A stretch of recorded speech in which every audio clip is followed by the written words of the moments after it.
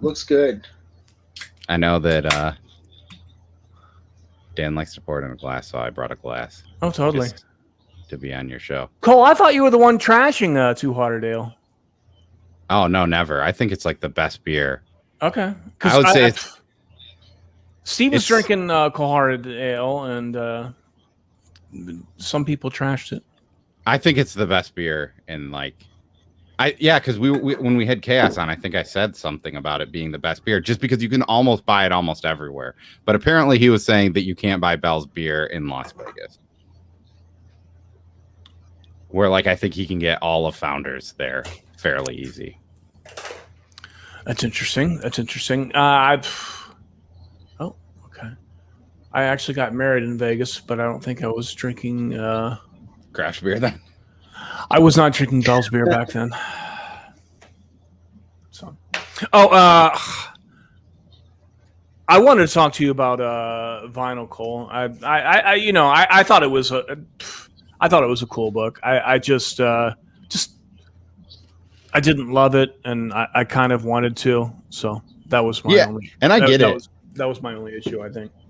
I get it. I mean, it's weird too, because I've heard 5 other people talk about it, and most people are like horror vibes, and maybe it's just something weird about me, but I never think of serial killers as horror, even though I guess this one does have some body horror stuff with the lady with all of her skin removed.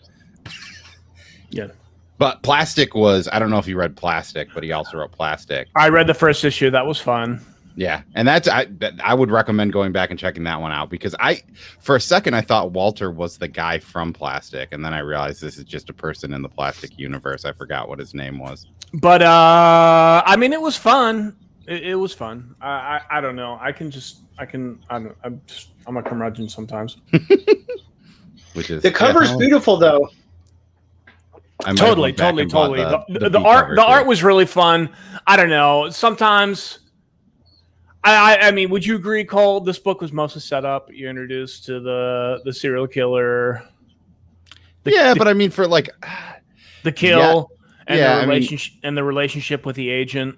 Yeah, but there's a lot of also, I think, a lot of build there too. I mean, there's a lot of action in this book for being a setup tale. But yeah, I mean, but I think that's kind of all books, right? You know, an issue 1 is either all action or all setting up a story. Or sometimes you get stuff where you're just thrown in a world and you're so confused of what's actually happening. Yeah, I mean, but then I mean, stuff like Home. I mean, this isn't the first issue, but I think everyone who read that was immediately drawn in, right? Yeah. But I mean, it is what it is. Not everything is immediately accessible, right?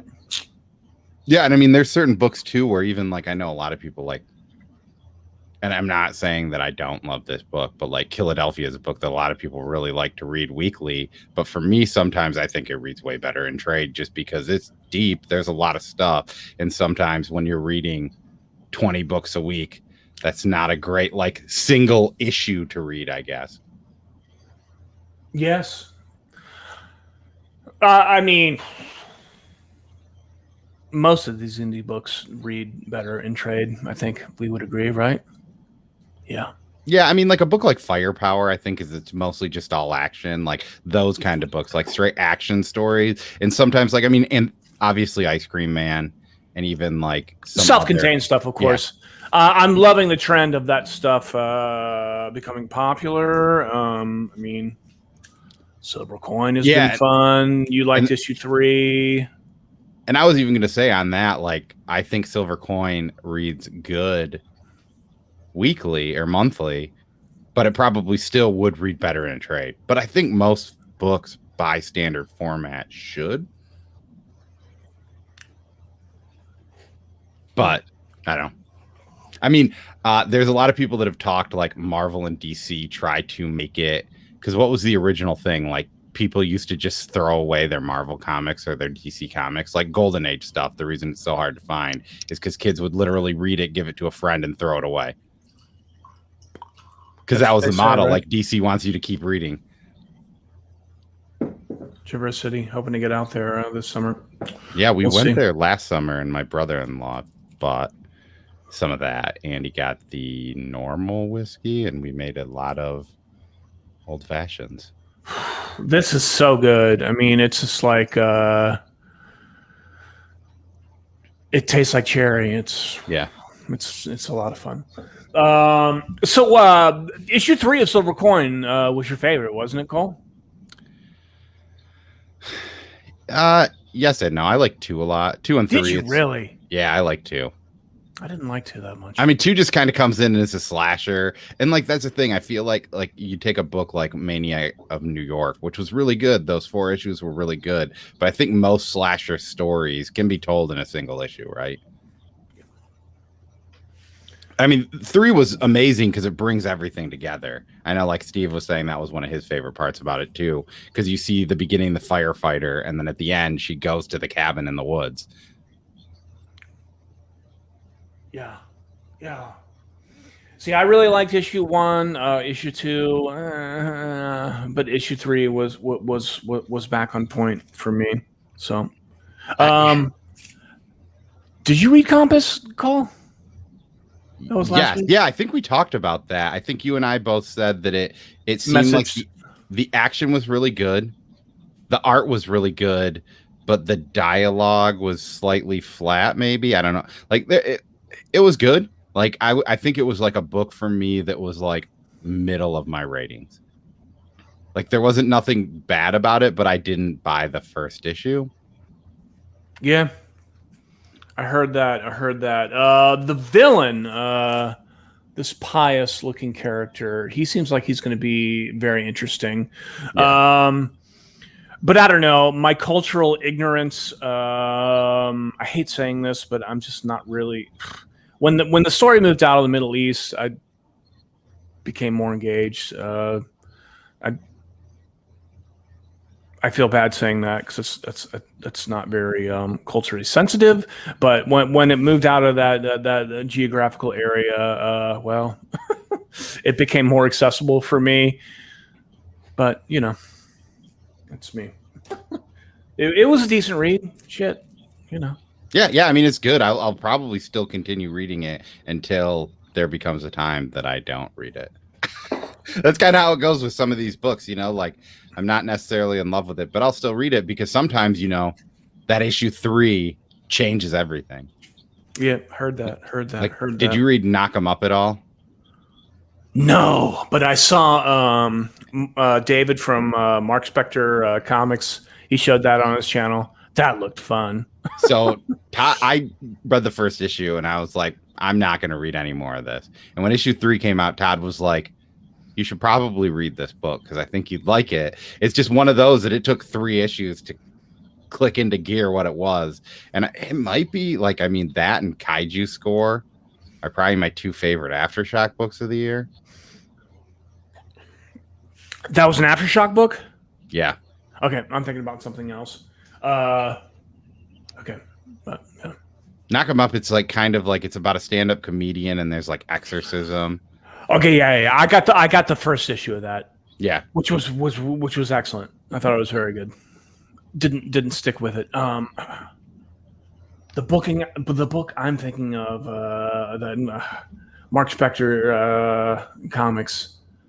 It's like it was just like knock the fuck out, but it had the initials K. Oh, is it Motherfuckers?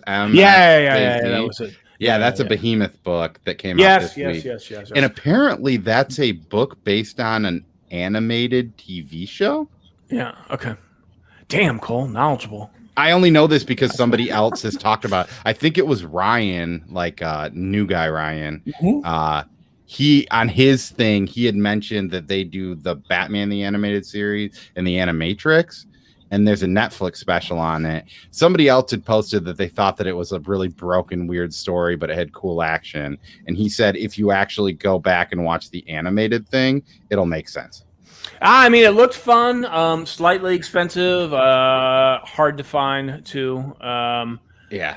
I like my main LCS. I get like a 20% discount and free bags and boards. Damn, that's good. Yeah, it's great. But they get a lot of indie titles, but they don't get obscure stuff unless you order it. But they do have previews pull box, which is nice and very convenient. What does that mean? It's like previews online. It's very convenient. Oh, that sounds so nice. Yeah, it's really fun. I'll post. I posted screenshots before, and I'll post more of them. It's a little overwhelming at first because there's hundreds of titles you're perusing through.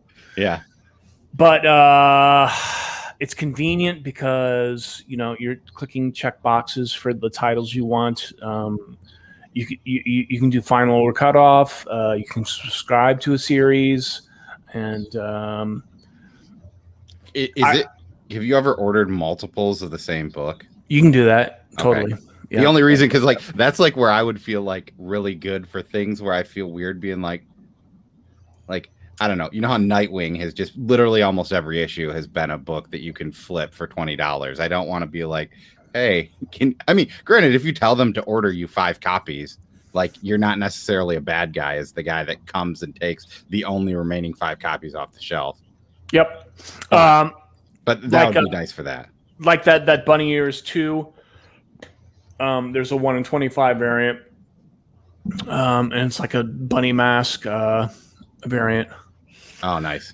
And I ordered that, and the shop emailed me back, and it's like, well, you'll have to pay the 25 copies to get this. And I was like, oh, wasn't aware of that. So yeah. But I was already emailing. Most of us in the know and who want to have good relationships with our LCSs are already emailing, phone calls, and all that. Facebook messaging, which is kind of nice. Yep. But I always feel weird, like if I just randomly send him a Facebook message at like 11:30 at night, if like his wife's phone's going off. I don't think he has a Facebook, so I just assume that if she has one, it might ring off on her phone.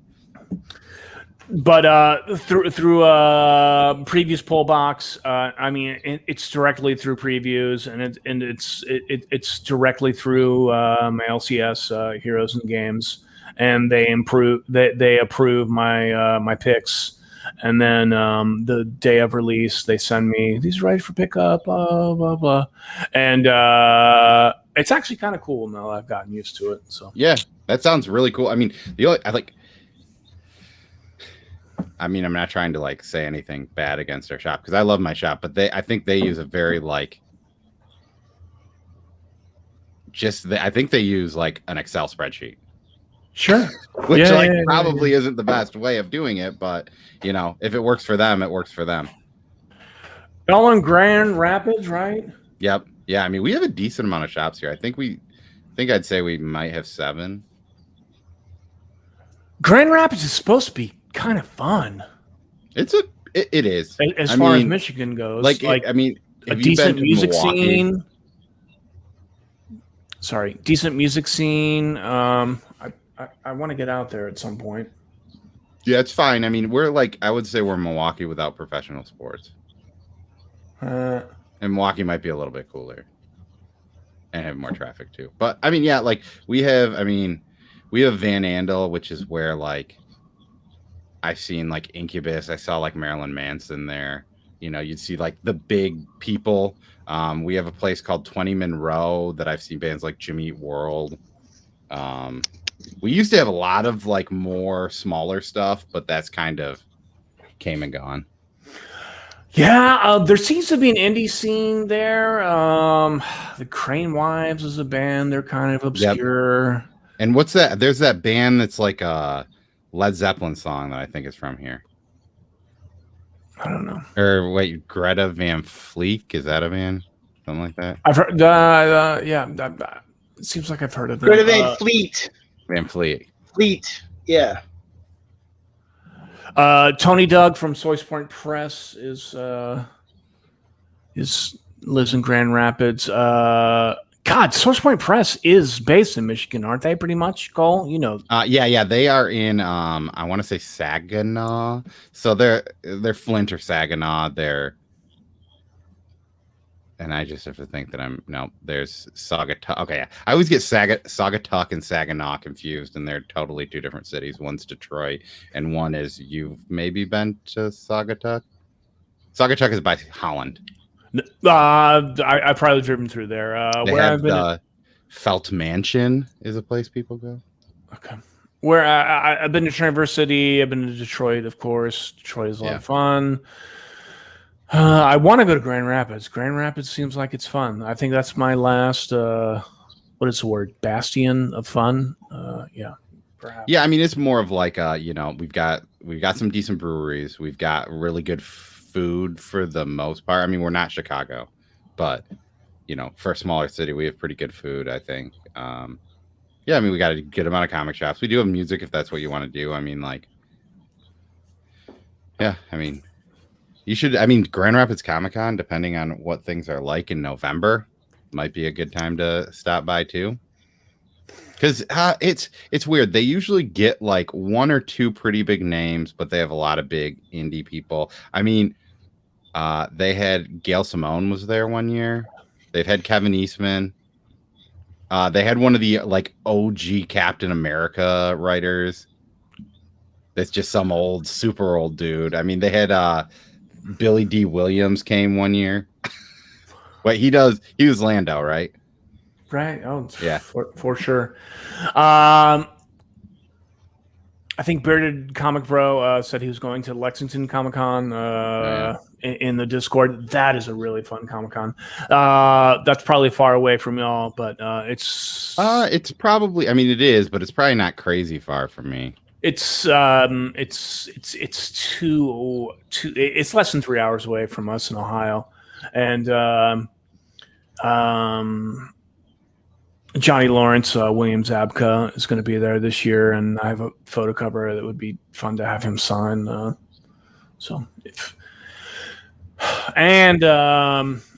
Lexington, Kentucky is a very small college town, but it's fun. I've been Google defaulted to biking there. It would take 38 hours to bike, but it'll take looks about like 6 hours and 45 minutes to drive. I don't know if it's worth a 6-hour trip, but I don't know. It is a fun con. So if CBCS or CGC is there, I may very well go get my my Johnny Lawrence Cobra Kai, William Zabka photo cover signed, and yeah, it would be fun. And I'm on the. Go ahead. David in MegaCon in Florida.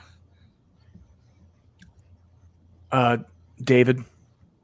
In the chat, David. Yeah, writer of Steak. Yeah. Yeah. Cue the David Byrne from the Talking Heads joke, which has been made countless times. Yes. And I'm also on the hunt for another Ric Flair signature. Oh, is Ric Flair going to be there? No, but he was at Lexington a couple years ago. So, and that was epic meeting him. So, yeah. I'm so upset about last year. Not last year, 2020. My buddy gets married the same weekend of C2E2, and I wanted to go to C2E2 so bad and go to the AWA show too. Yeah, I regret missing that, but I hope they do. I hope they do a pairing like that again. I don't know. I'm still like I don't know what's going to happen this year with C2E2. Like if they're because C2E2 gets big boy guests. Hell yeah, it does. Like the year I went was Brian Michael Bendis is coming, which this was like the worst thing that DC ever did was that they had Brian Michael Bendis coming to DC. They had a Brian Michael Bendis signing, and there was literally nothing written by Brian Michael Bendis under the DC label. So you had to go to the DC tent to get Brian Michael Bendis to sign your book, and you were most likely bringing him a Marvel book. That's fine. Like they should have had released his first Superman issue, con exclusive that everyone would have bought to get signed by him.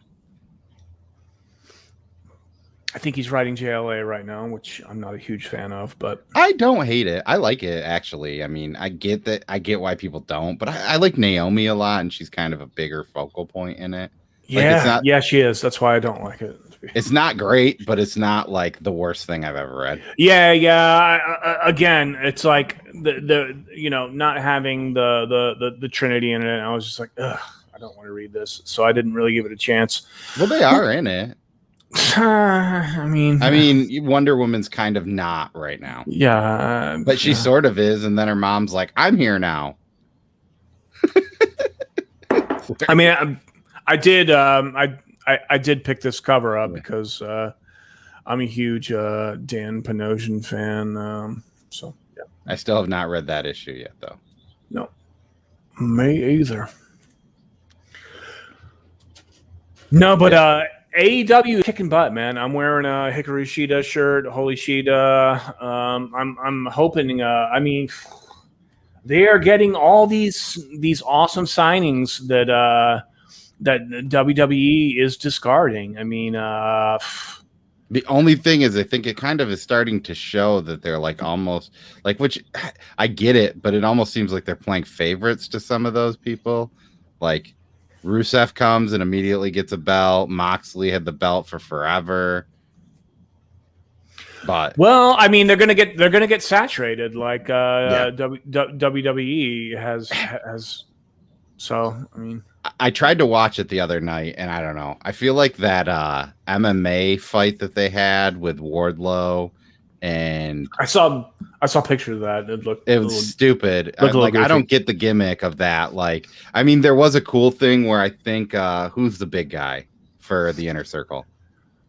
I forgot, but I know who you're talking about. I'm pretty sure he was in WWE. And yeah, Steve, you know who he is, right? Is it Jericho? No, he was an MMA fighter, and he was like an undefeated MMA fighter. Brian, I don't know. Let me think. Is that that was the guy that was Chris Hager? Is that his name? Something like that. Yeah, that was he was the All-American guy that beat Jericho at WrestleMania or cashed his Money in the Bank on him. Jake Hager, yeah. I can't think of his name. Jake Hager. Yes.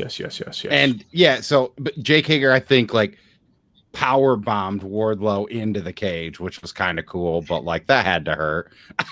Jack Swagger was his name.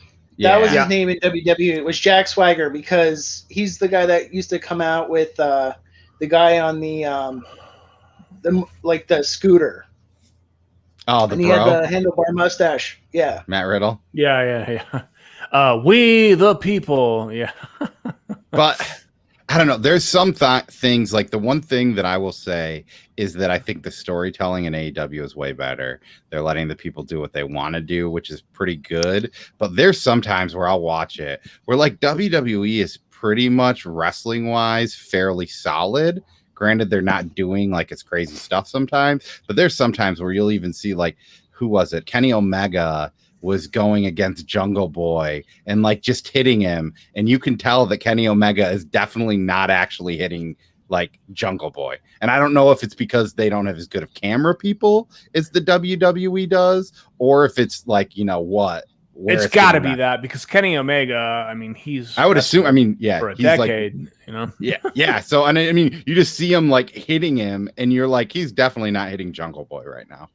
Like, if they like turn the camera slightly, it would have definitely looked like he was. So, and there was like one other match after that where the same thing, you could just see that they were like definitely like botched. Like you could tell that it was a botch punch. Like they weren't actually hitting people. And like, I don't know, that kind of bugs me, even though like I care more for the storytelling, but it's like, I don't know, like when you run up on a guy on a promo and you're hitting him and then you can tell that the hits aren't actually landing. Yeah. I mean, we know it's not real, but can we at least make it look real? Yeah. Right. Which I mean, yeah, like if you want to say, like if you guys want to talk bad about WWE, it's very rare that you see those things happen there. Yeah. I mean, I'm very, very, very selective. I mean, I was a big Ric Flair fan in the 80s before Rick was even in NWA, the Turner Network on cable television. And when my nephew and nieces started getting into the WWE, I started watching it again. And, definitely I just pick and choose. I mean, there's things I like, things I don't like. And I don't think 3 and 4 hour shows are a good idea. Yeah. And I mean, the hard thing with the WWE, like, I feel like every pay-per-view they hardly have tag team matches anymore on their pay-per-views, which is weird. And like, I don't know, but also they're making like, you've got a pretty good tag team division. Like, I get that AJ Styles maybe has never won a tag team championship and he wants that, but like, AJ Styles doesn't need to be a tag team champion for right now. And I don't even know if he still is, but yeah, God. Is AJ Styles still active right now? I'm pretty sure it's him and he had that bodyguard dude. I forget what his name is. And I think they're tag team champions. I could be wrong. Steve, do you know if they're still tag team champions? I believe so. I think they won them at WrestleMania, and I think that they were off TV a little bit. And I guess they're building towards maybe Randy Orton and Riddle versus them, but I believe they're still the tag team champs over on Raw. I think that they were doing the New Day again, and I think they beat the New Day, and I haven't heard anything since. And also, why does Randy Orton need to be a tag team champion right now? I mean, and even like, what is it? I really like Drew McIntyre, but like him and Bobby Lashley being the main event at like 4 back-to-back pay-per-views, like after Drew McIntyre literally only fought Randy Orton like 100 times. It gets old. Drew is awesome though. Back on the tag team thing, it has been about a year since the Kabuki Warriors broke up, but that was a fun tag team. Yeah, that was fun. I mean, when the female division started, you had the Iconics, which I love the Iconics. Like, I get what they are, but they're funny, like, and like that was sweet. I mean, and then you had I forget who else was around there. I mean, Bailey and Sasha built up something, but the Kabuki Warriors were sweet. Who were they mainly going against all the time? They were mainly just kicking ass. Was it Nia Jax and Shayna Baszler then? Because I know that there was like that. Was it Kyrie that like got hurt by Nia Jax? Where you like hear her scream that she's not set, and Nia Jax throws her. Nia Jax actually hurts people, but and they did a handful of singles matches with Nia against Kyrie, and it's like, really, guys? I mean. Yeah, because Nia literally weighs at least 100 pounds more than Kyrie, and she was getting hurt in those matches. She has to weigh like 3 times as much as Kyrie. Yeah, I mean, because Kyrie, I don't even think Kyrie Sane weighs like 80 pounds. Well, she's like 120, but 115, 120. But I mean, the Kabuki Warriors, they were a lot of fun. It was breath of fresh air. They had a kick-ass theme song. I'm a huge Oscar Mark. You guys know this, so yeah. I like Oscar too. She's great. And there was a weird time where they were like kind of letting Oscar do her thing, like during that Kabuki Warriors phase, where it's just like, they weren't trying to get her to like speak English and just kind of like just get aggressive with it, where like she got to like kind of show a character. I mean, she's really fun when she's cursing and screaming in Japanese, and she can speak conversational English. Yeah. But I mean, she say what you want about the writing. I mean, she's making 6 figures. She has a YouTube channel with 500,000 subscribers. She drives a BMW. So, I mean, she's doing pretty well over here. She's my wife's favorite wrestler. Yeah, she's a lot of fun. She's definitely one of my favorites. Yeah, I definitely like. I mean, the female division I feel like is fairly good, but I feel like it just kind of got stale. More. It does get it. I mean, it circles, it cycles. I mean, Bailey made me sad when she wasn't a friend anymore and she became an unhugger. Well, I mean, again, I don't think you guys are that big on NXT, but Bailey and Sasha, what they did in NXT, I mean, it was awesome. I mean, last man standing matches. I mean, they did 2 matches. It's just like, they just raised all kinds of hell, and it was awesome. So, yeah, that's the hard thing. I feel like NXT is just hard.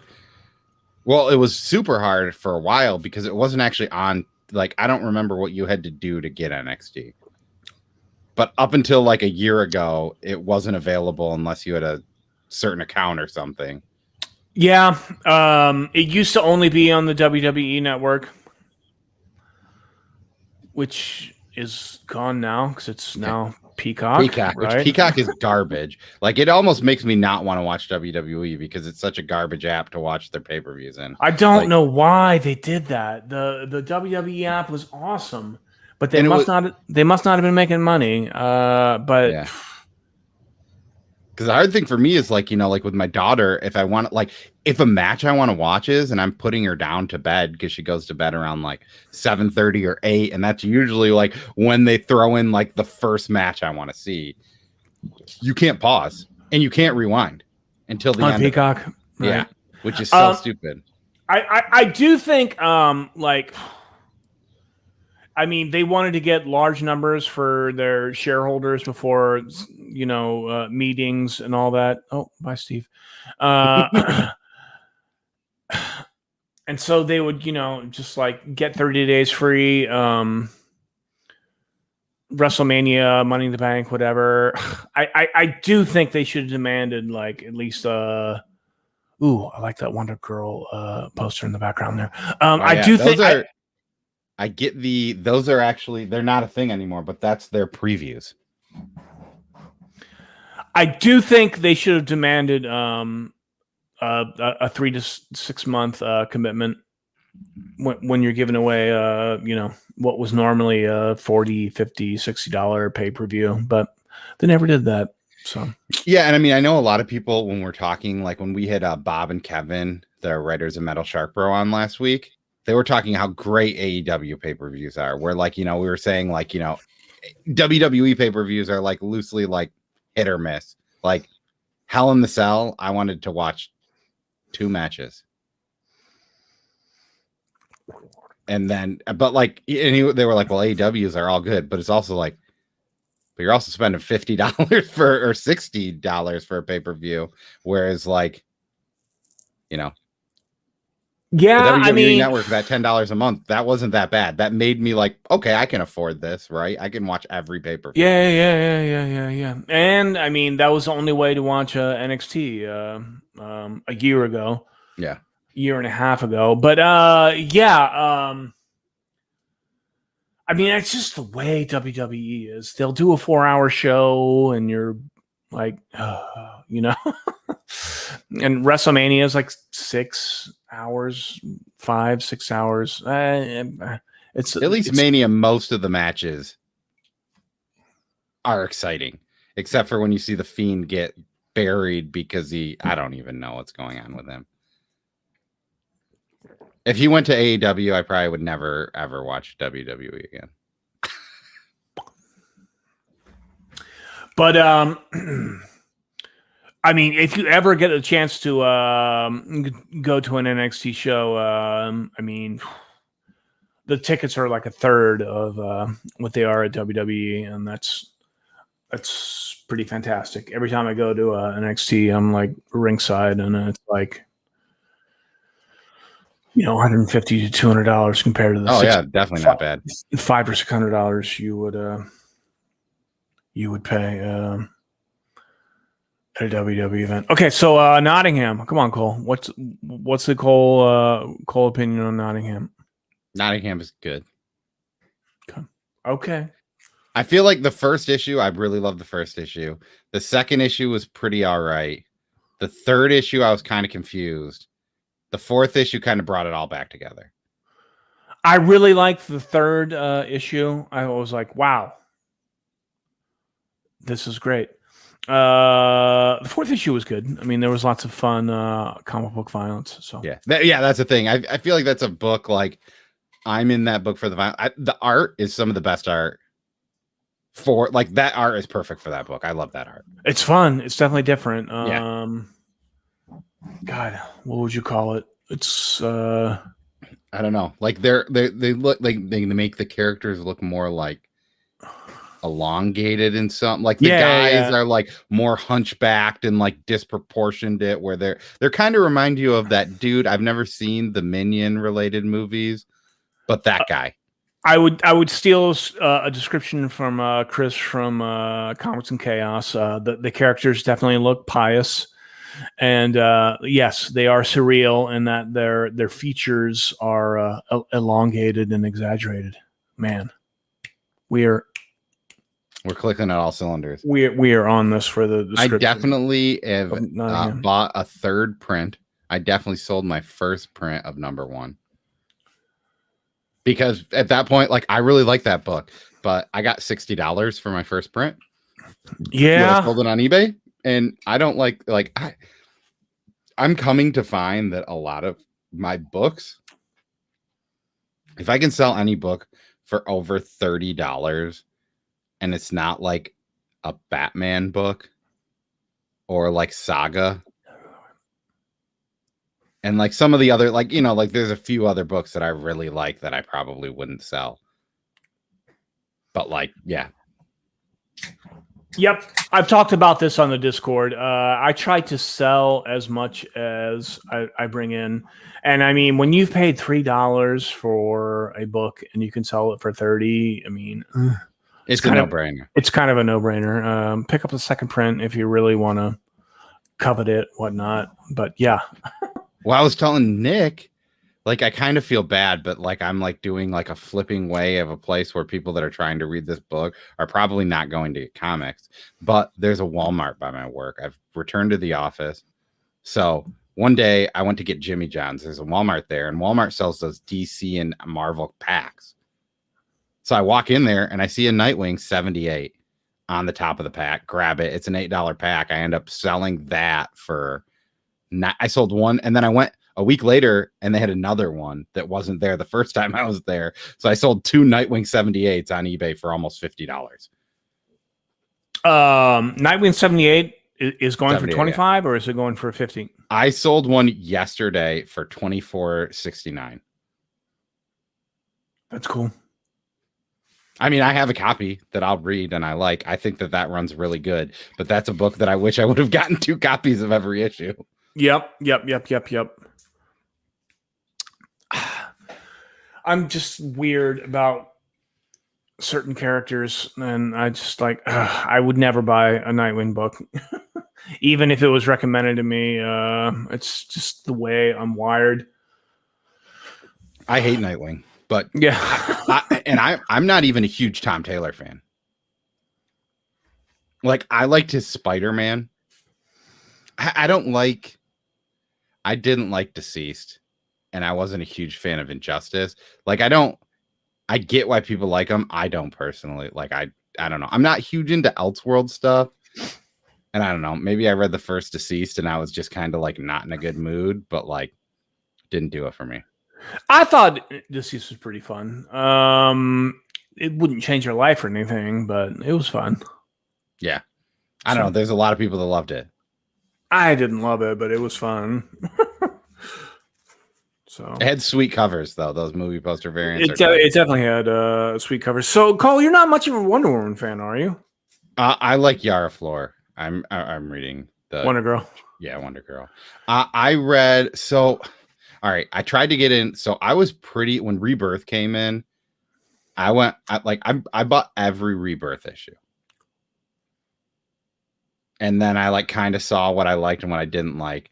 And I was pulling Wonder Woman for 7 issues then. And they were doing that thing where she was going, like one issue was one storyline. The next issue was another storyline. So it was like storyline 1 and storyline 2. So it'd go 1, 2, 1, 2, 1, 2 with every issue. And that got confusing and I dropped it. I loved Wonder Woman Dead Earth. Like I really like Wonder Woman as a character. but I don't know necessarily if I enjoy writing, like the writing that she gets all the time. Like, I think for me, she needs to have, like, I'll read anyone's Batman. Like, I don't like James Tynion's Batman, but I'm still going to pull every single issue of it. Well, I'll say, I mean, they have been putting their best foot forward with her. And I think you said that was your pick of the week, right? Surprisingly, it's just like, Wonder Woman is usually a good read, but I was like, God, I think this is my. I mean, a good starting point for me. I expected to like vinyl more than I did, and I have loved Black Hammer Visionaries. Is that what it's called? Visions, I think. Visions, okay. And I thought Reborn was just okay. So I liked how slice of life it was, and how it at the end, it's just kind of like, this is the book that you're going to get. So, right, it just does slice of life. You're seeing her life. Literally, that's it. And then at the end, you're like, this is what this book's going to be about. So I was like, all right. Yeah. I just love that they keep expanding the universe. And I really enjoy the universe, Like, and it was funny because I think we were talking about this on Wednesday. And I don't know if this was on air or off air, where it was kind of like the only thing that, and we probably should have included Black Hammer 45, but that might be my least favorite, which is funny because it's my favorite writer and one of my favorite, like, it's my two favorite writer artist combo people doing a book together. Because I love Matt Kindt, I love Jeff Lemire, and I think they're both awesome artists. I know people don't like their art all the time, but I really enjoy both of their art. But I don't like war stuff besides like Sarah. I actually think Jeff Lemire is an awesome artist. I mean, it's unconventional, but it's definitely accessible. I mean, Matt Kindt might be a little less accessible because I think people don't like watercolors as much. I do, though. I appreciate the hell out of that style. Which, man, I wish I had it down here, but it's way too big and cumbersome to have. But I bought the Mind Management board game. And it's crazy, like the art detail that Matt Kindt put into his board game. But that's the kind of guy that he is, right? Which, who knows, man? The way that this year's going, minus that I don't like Berserker, I think that guy might be a front runner for Writer of the Year for me. Yeah.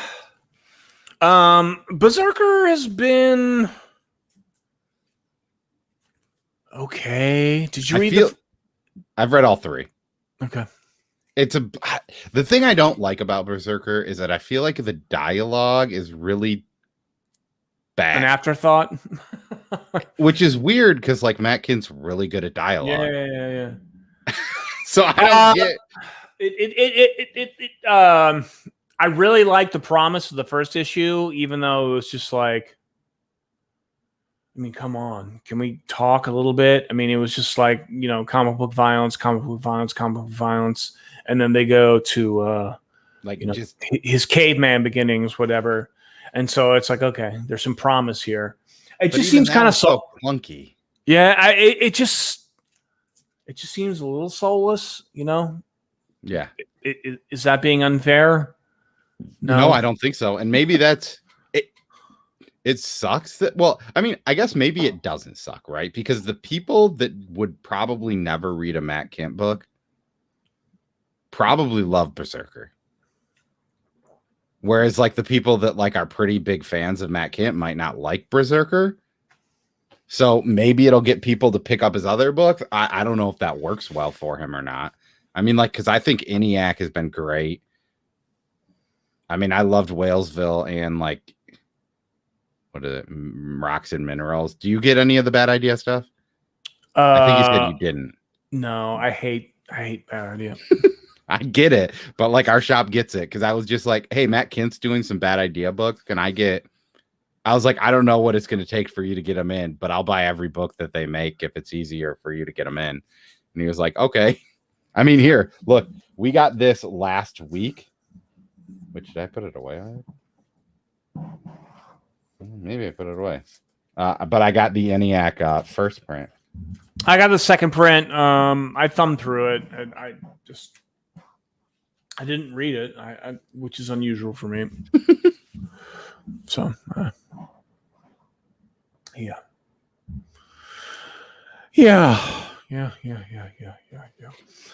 All right. So why don't we wrap this up? What do you got going on tomorrow, Cole? I know y'all are. We have Chris Condon, the writer of that Texas Blood, on. Oh. Y'all have had him on before, haven't you? We have not. This is our first time talking with him. Really? Yeah. Like who set that up? It's kind of been in the making for like probably a year-ish. I mean, I know like just because like by the time that we started like getting closer to talking to him was about when issue 5 came out, and it seems weird to be like, hey, I don't know, like with an image book, I don't think you need to like promote an image book. But then we're just like, well, let's wait until like for the first time, let's wait until you're coming out with issue 7, which comes out next week. So at least we'll get to read that, talk about that, and kind of, talk about what's coming in the future of that Texas Blood. Oh, you guys got to be stoked for that. Yeah, for sure. I mean, since the first issue, like I think that was, you mentioned the first issue of our show that you saw was when I bring this casserole dish down. Yeah, that was so fun. That was the next morning. My wife's like, why is there a casserole dish in your office? I was like, a comic book thing. Yeah, I won't ask. So funny. Yeah, I'm more into the off the wall aspects of podcasts. So I was like, oh yeah, these guys are for me. Let me. Yeah, and I mean that's what we check these guys out. So I'm gonna tell you, like, I'll give you the sneak peek. That's probably gonna make an appearance tomorrow. The casserole dish. Yeah, it doesn't surprise me. Yeah. No surprises there. Okay, well, if you know me, Dan Piercy of D. Pierce's Comics. This has been Cole of the Comic Burrito, and be sure to check out the show tomorrow, 10 p.m. or 9 p.m. 10 p.m. Eastern Standard Time. Okay, yeah. Always a lot of fun, and shout out to Steve Hayner, who from the Discord, and join the Burrito Discord. It's a wild time. Yeah, it's fun. She's posting in games. Blah blah blah blah. Yeah, and thanks for having me come on and talk. This was fun. Yeah. I don't normally come on and talk on a Friday, so my live streams are like ridiculous fails as far as attendance, but I don't know. You get the urge sometimes, right? So yeah, for sure. All right. Thank you for checking in, Cole, and see you in the Discord. Yeah, thank you. All right, later, y'all. Later, y'all.